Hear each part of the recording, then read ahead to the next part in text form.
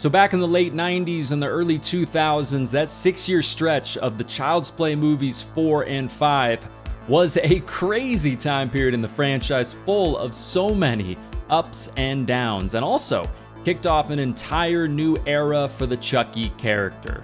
So, let's talk about it.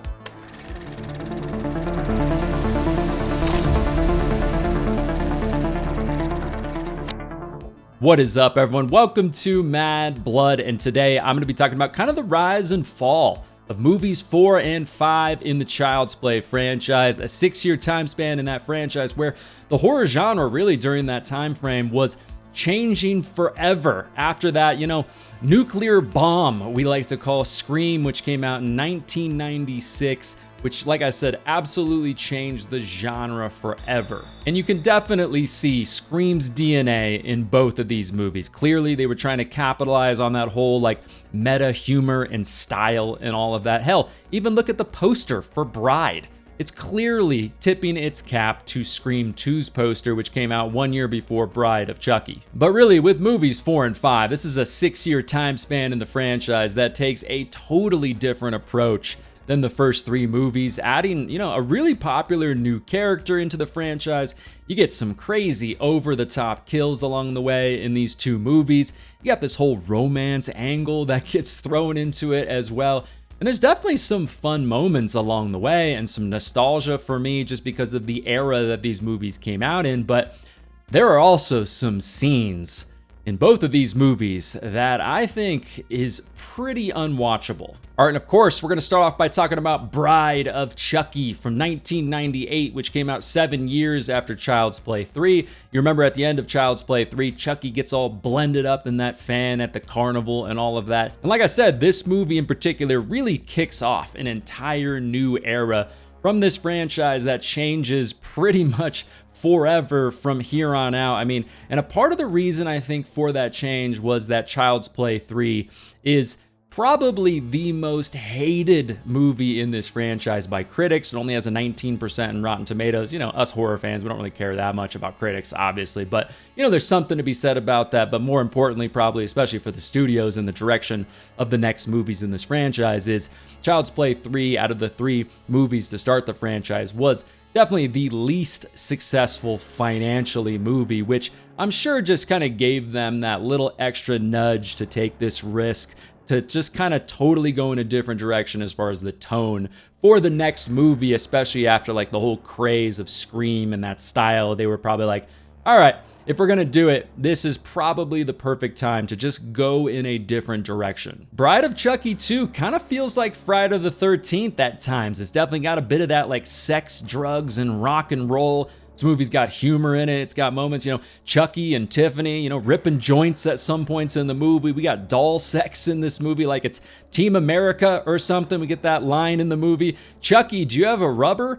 Tiff, look at me, I'm all rubber. The kills also in this movie are pretty over the top as well, which definitely gives it a little bit of that Friday the 13th in it. All right, so where are we at now in the franchise? Well, you remember that whole Andy Barclay storyline? Kind of a big thing so far in this franchise. Well, that is completely gone. So in this movie, we're up in New York, and now we're following Tiffany Valentine, Chucky's ex-girlfriend, who's now, got Chucky's remains. She got it from a cop. She then murders him and then, stitches this little shit back together because, like I said, at the end of 3, he got pretty chopped up. And then Tiffany starts to get the voodoo stuff rolling again. And immediately with this movie, with the style and the look of it, it really does just bleed Ronnie Yu throughout this entire thing, and immediately makes me think about the style of even Freddy vs. Jason, which came out 5 years after this, and the similarities between the two. You'll know what I'm talking about if you've seen both those movies, but there's just something to be said about that. Even the main guy in Bride of Chucky, Jesse, kind of reminds me of Will from Freddy vs. Jason in a weird way. But I just think a director's ability to have that unique style that makes you immediately know it's their movie. If you didn't tell me who was directing this movie and I'd seen it for the first time, I would say, this definitely looks and feels like a Ronnie Yu movie throughout it, instead of just having a generic style and look to a movie that really any director could replicate. No, whether it's good or bad for you, I personally respect, Ronnie Yu's ability to just add his own unique flavor to his movies. And I also enjoy right away in this movie as we're kind of going through the evidence locker right there, you see like Jason's mask, you see the chainsaw, you see Michael Myers' mask and all of that. It's not really like this movie is necessarily trying to outdo them or anything like that, It's just kind of tipping its cap to the other horror icons in the genre. And also immediately tells you right away that this movie is going to be very different than what we've seen before in this franchise, because we're already doing something a little bit more meta here. Now, after revisiting this movie, I will say, right after Chucky gets resurrected, there's something about the character that just kind of feels a little bit off to me. There's something with Brad Dourif's acting. I don't know, it just feels way too calm or something, like he's stoned or something like that. And I get, we're seeing a different side to the Chucky character early on in this movie. We've never really seen him with like a woman, he's close to like this and that kind of angle to his personality and all of that. So I understand that part of it, but I just think after all this time away from voice acting the character, there are moments where it almost seems like Brad Dourif is maybe a little bit rusty in his voice acting for Chucky. I mean, he's still great in these early stages of this movie, don't get me wrong, it's not bad, it doesn't ruin the first half of this movie or anything like that by any means, but it just feels a little bit different than like the voice acting and the character of Chucky in movies 1 through 3, where I feel like as soon as that character is resurrected or we meet that character in that form, he is just like an absolute buzzsaw in those movies, just immediately trying to get out of this body and really kill anyone in his way and laugh his ass off the entire time while doing it. This movie also tells you pretty quickly, you are gonna see a lot of Chucky in this movie. I mean, this movie is just gonna be 100% Chucky's movie, with Tiffany, of course, along the way. I mean, it's not really gonna be like 1 through 3, just to kind of touch a little bit more on the differences between this movie and those movies. In 1 through 3, it was typically like quick shots of Chucky kind of like running through the frame, or you would see the character and then we would quickly cut away, also in part to kind of hide some of the janky animatronics, but really just kind of keeping him a little bit more eerie, a little bit more in the shadows. Whereas in this movie, nope, like this is Chucky's movie kind of through and through, which in some ways actually kind of reminds me of Jason Lives, because after, in Friday the 13th Part 5, Jason Voorhees wasn't even in that movie. So just to kind of let you know that Jason was back, I feel like in Part 6, he is all over that movie in bright lights, just right there walking around constantly. And there's some stuff in this movie that's very similar, which is also actually very similar to the first 3 Nightmare on Elm Street movies as well, which especially the first movie and the third movie. The second movie shows a little bit more of Freddy, but I still think in those first 3 movies, they do a great job of, keeping Freddy in the shadows, keeping him scary, not trying to show him too much on screen. Kind of similar to the first 3 Child's Play movies as well, whereas later in the Child's Play franchise, it's just more Chucky, more screen time, just his movie, which is very similar to A Nightmare on Elm Street with Freddy Krueger also, where the movies after 1 through 3, it's very much like, here's Freddy, he's the star, so here you go, just tons of screen time. So some similarities there for sure. Now, personally, I do prefer the portrayal of Chucky in movies 1 through 3, very similar to I prefer the portrayal of Freddy Krueger in Nightmare on Elm Street 1, 2, and 3. Keeping it more eerie, more in the shadows, quick cutaways, keeping the characters scary, but also witty at the same time. But I'll be honest, I don't hate how Chucky in this movie is on screen a lot, in bright lights with these long, lingering dialogue shots of Chucky doing all these things, moving around and all of that. I just feel like, after especially watching the first 3 movies, it just adds kind of a different style, and it does have its place in the franchise and adds a little bit of variety to just the character's portrayal in this franchise. Now, I'll be honest though, I do think kind of the first quarter of this movie is a little bit boring to me. I feel like it's just a lot of Chucky sitting in a cage, Jennifer Tilly flirting with the neighbor, watching movies, watching the news, stuff like that. Early on in this movie, it just doesn't really feel like any of the characters in this story have a clear direction of where they're really going in this movie. It's not really like the first 3 movies where it's immediately like, all right, Chucky's here, or Chucky is resurrected, and then Chucky just goes on an absolute rampage, an absolute mission from there on out, just trying to do anything he can to get out of this body, and also just wrecking absolute mayhem along the way. Also, I feel like Chucky hasn't even mentioned really like a peep about trying to get out of this doll early on, or the stuff that happened in the first 3 movies, which is definitely canon with this movie as well, and also makes this movie lack a little bit of cohesiveness for me. I wish they just would have done like a little small something. From what I remember, I don't remember them mentioning really anything about the events from the first 3 movies really at all, but just give us a little something, like a line or a sentence here and there, even just a joke about it. Maybe a scene with Chucky just walking by a fan or something and making a little joke about the fan. I don't know, just a little something just to add a little extra cohesiveness, because obviously immediately you're shown that, okay, the tone and the humor and the meta stuff, it's going to be very Scream influenced. It's going to be very different than the fans of the franchise are used to. But still, we're still going to mix in a little cohesiveness to keep those old fans of the franchise happy, tipping its cap to the events that happened before. Now, I will say in Bride of Chucky, we do get some pretty fun kills that are not only gory as hell with some fun mixes of practical effects and CGI and all of that, but are also pretty damn funny also. I mean, John Ritter's character getting the nails in the face. We get several shots along the movie of that. Him, we're thinking he's dead. He's got all the nails in his face. He's twitching.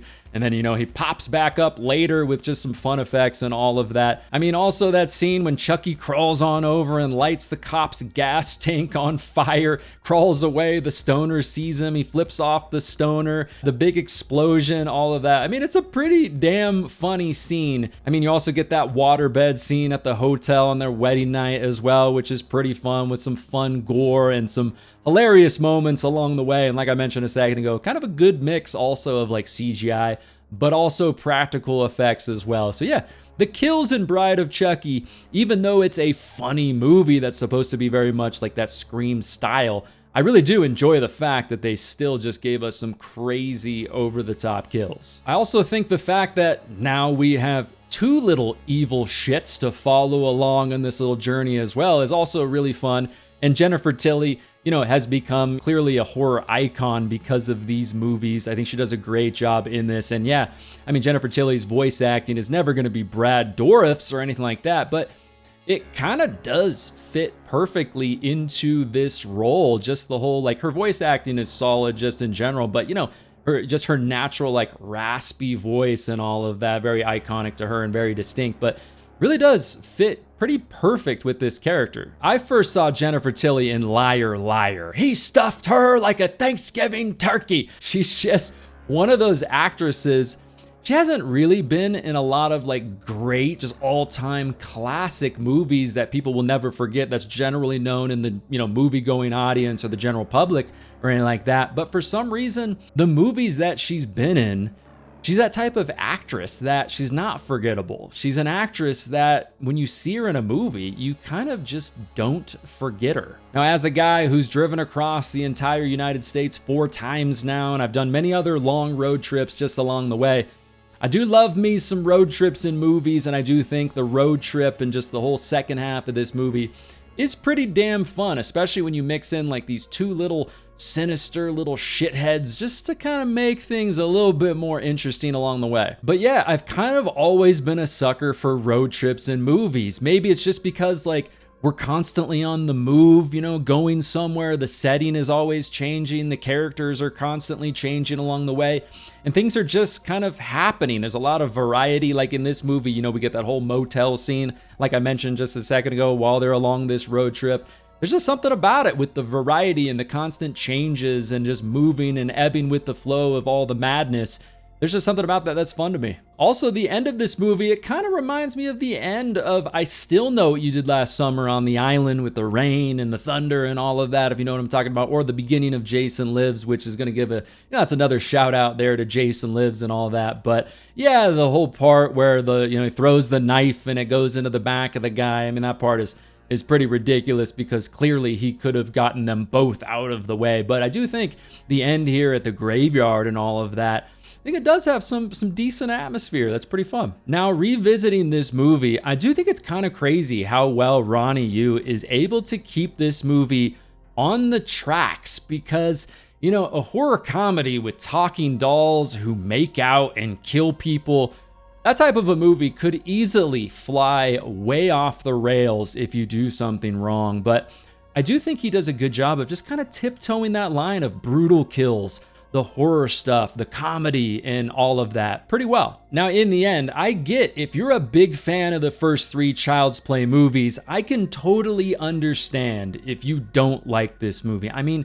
going from those first 3 movies with the grit and the grime, that setting, the horror elements, how scary Chucky is, mixed with the wittiness and all of that, going from that to then watching 2 dolls bang each other, I mean, that's a lot to take in. I mean, at the end of this movie, we're watching a doll pop out this little demon child. Like I said, if you hate it, I get it, because there is a decent chunk of this movie that I also do kind of hate, being the big fan of the first 3 movies that I am. Those first 3 movies in the franchise are definitely my favorite movies in this franchise, but honestly, I can't lie, it's still kind of fun to have a movie that has Brad Dourif in it, that still has Chucky in it, but also is just something completely off the wall and different. Kind of like Jason Goes to Hell in the Friday the 13th franchise, or the whole Cult of Thorn timeline in the Halloween franchise. You know, when you're binging through a long horror franchise like those especially, but this one is pretty long as well, you know, it's just kind of refreshing to just get something along the way that's just totally different. All right, and of course, up next is going to be Seed of Chucky from 2004, which came out 6 years after Bride. And now, with this movie, we're going to go back to the tone of the first 3 movies. No, we're not, guys. What? I'm just kidding. Weren't you paying attention? I told you, after 3, it changes forever, man. I mean, the opening credits of this movie were following Chucky's sperm along their little journey to give us another little demon. We're throwing rappers into the mix like this is Halloween Resurrection or something. At one point in the movie, Chucky is jerking off. Almost this entire movie was filmed in Romania. Like I said, guys, movies 1 through 3, that is long gone. So with this movie, Universal, which produced the previous 3 movies in this franchise, before they got the script, they were expecting a story and a script that was going to revolve around a way more of like a straightforward slasher movie now, with the son being the new kind of slasher villain. But once they did eventually get Don Mancini's script, and they were just kind of like, no, I think we're going to pass with this one, with all like the gender dysphoria stuff and all of that. Universal was just like, sorry guys, we are just not interested anymore. But I do really like this idea in the opening sequence of this movie to not show us really what this thing looks like. I mean, we do see it just for a little glimpse here, but we're kind of just thrown right into things and we don't really know what's going on. I mean, it seems like we might be in the UK somewhere in like this big ass Victorian house, just based off of the accents and all of that. And I actually do really think like the whole POV moments in this whole opening sequence here was filmed pretty well. We're in the eyes of this thing just kind of as it's combing through the house, killing people left and right, and with the rain and the lightning and the thunder and the gore and all of that. Yeah, it's just a dream sequence, but I do think this whole sequence here is actually pretty effective. Now, of course, if you saw Bride, you probably can guess who this is and what is really going on here, but I do think in this opening dream sequence, there's some fun ambiguity to it. There's some fun questions. It's like, how did this thing get here?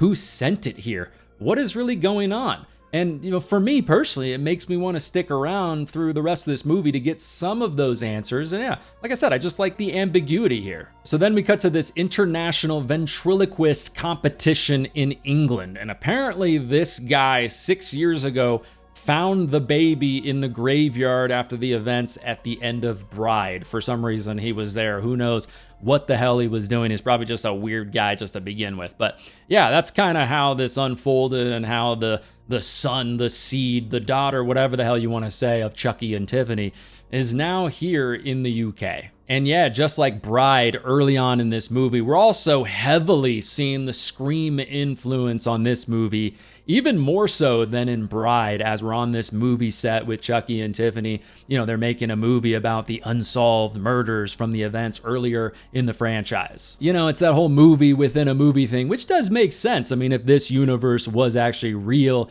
and these rumors and these stories were actually in existence, yeah, I mean, Hollywood would definitely try to make a movie about it, whether it was straight to Netflix or whether it was a theatrical movie. Who knows? But they would definitely try to make a movie about it. So that part is realistic, but clearly inspired by Scream in every way. But it's also an excuse to get more Jennifer Tilly in this franchise, playing herself also just as an actress, navigating Hollywood and all of that. Yeah, she's going to still do the voice acting for Tiffany and all that, but it's just another way to get Jennifer Tilly more in this movie, because after Bride, fans of the franchise were like, yeah, we want more of her character. We really enjoyed her. And yeah, like I mentioned, this is very Scream, especially Scream 3.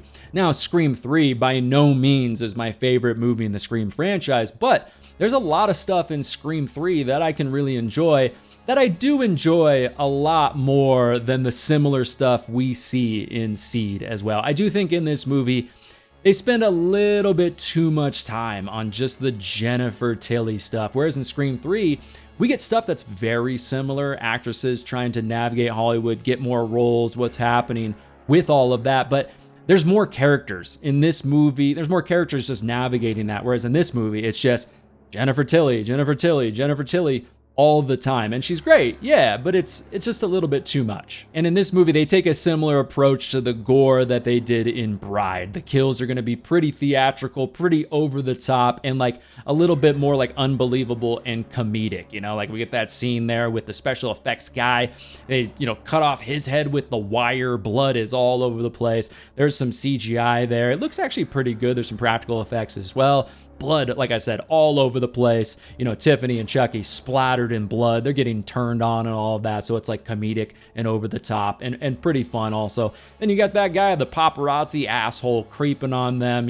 Half of his face gets melted. You got a fun little Two-Face thing there. I think that was all practical, it looked like, from my perspective. I'd have to go back and really examine it. But I do think that also was pretty fun. It looked pretty good and nasty and juicy like it should. So yeah, the gore in this movie also is pretty fun, and I think is one of the better parts of this movie that also makes you laugh and also is kind of say, holy shit. So what really is the journey in this movie? Well, it's a familiar story. They, of course, want to get out of these bodies once again. They want to put themselves into Jennifer Tilly's body, and then Chucky, Charles wants to put himself into Redmond's body, and then, kind of around that same time, they're also going to work on artificially inseminating Jennifer Tilly so she can have a baby, at least one.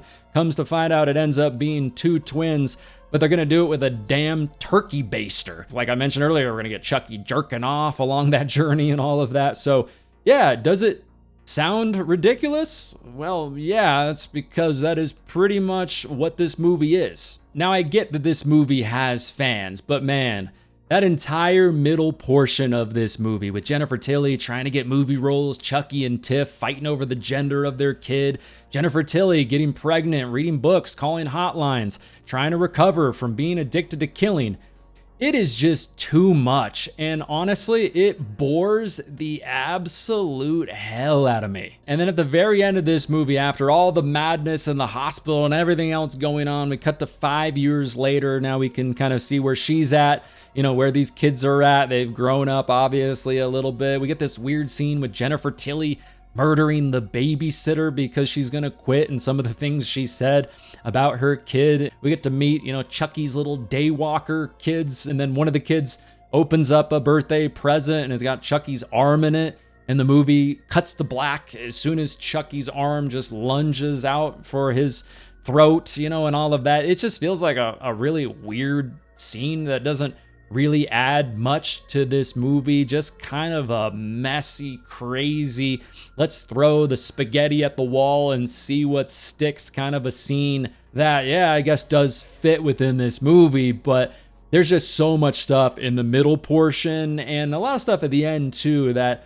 honestly, I get that it's crazy and over the top, and there's some fun in movies like that can be had, but I actually kind of, like I said earlier, just kind of boring. Now, sometimes this whole post-Scream era of, oh, you know, horror movies, they can just be silly and fun now. Like, that's what fans want. They don't want to be scared anymore. Yeah, sometimes that can be really fun, but also sometimes it can go way too far in a franchise, especially, which for me is at its absolute best when Chucky, just like Freddy Krueger, is a great blend of like brutality and horror and being scary, but also is blended with that wittiness and that humor. Whereas a movie like this, I mean, this shit is just like watching an SNL skit of the Child's Play franchise. Now, for me, I do think Bride does have some ridiculous scenes that I also think are pretty boring, but I do like Bride way more than Seed. I don't really think Seed has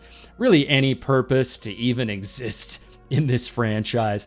Now, is Seed the worst horror movie I've ever seen or anything like that? No, but I do think it is a bad movie. All right, everybody, that is the rise and fall of the fourth and the fifth movies in the Child's Play franchise. Let me know down in the comments down below what you think about these movies. If you want some more Child's Play content from me right now, go ahead and check out one of these videos next to me. If you don't want to miss future videos on the channel, best way to do that is to make sure you subscribe. Also, if you watched this video and you ended up enjoying it, leave a like on it as well. It really does help me out a lot. But anyways, everybody, all of my social media links are down below in the description as well, Instagram, stuff like that. Thanks so much for watching. Always great to talk horror content with all of you. But my name is Matt, and I will talk to you in the next one.